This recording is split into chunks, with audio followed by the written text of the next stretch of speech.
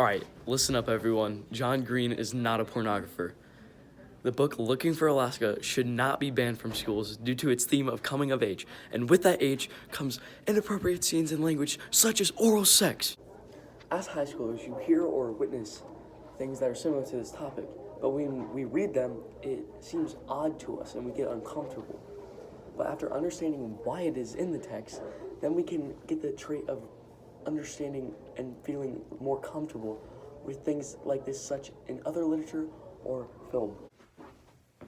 Why was it in the book? John Green gives an explanation in the video, I'm Not a Pornographer, saying that the oral sex in the book was in order to show a contrast. This contrast is to show the difference between an emotional kissing scene and an empty physical scene. Contrast is really important to parents and guardian figures. These guardian figures always say to find someone who truly loves you and isn't just there for physical pleasure. In this situation, John Green is your parent. He is showing you both sides of the equation, both the emotional scene and the physically empty scene. That Miles and the reader should prefer is the emotional kissing scene, not the physically empty scene. This is what your parents always tell you to do, not to find a woman who you just love pure for the body. Love someone who, or a man in the reverse, that truly loves you for who you are.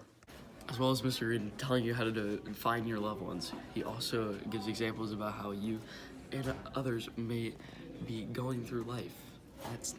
May feel about life. Green understands that life is not perfect and does not try and convince you otherwise. In his book, he builds a relationship between Miles and Alaska, giving hope that eventually one day that you will be together, such as some people today with their love interest.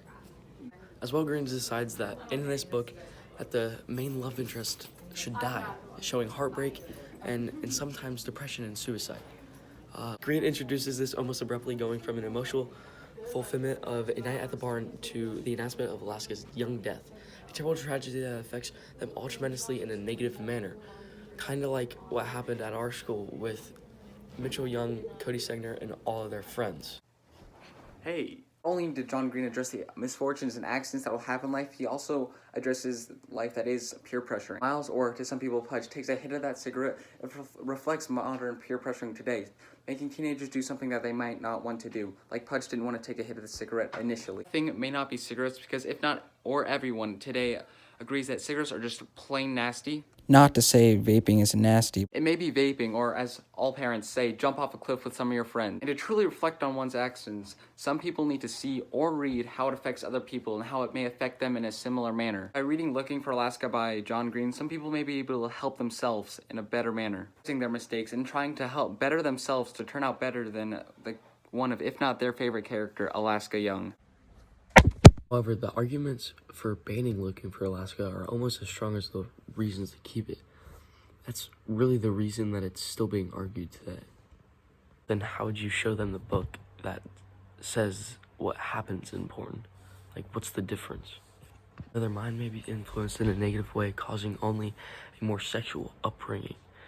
In their minds, a best case scenario considering the tragedies that were put upon these kids. They might not care that the book exists, but they do care whether or not their child is reading it. It's kind of like, would you let your child watch a porn movie or a porn video in different circumstances that are kind of the same? Major one would be questioning if the book really needs to be read in the first place. In writing Looking for Alaska, John Green understands that he's writing topics that are controversial, and he's writing them head on.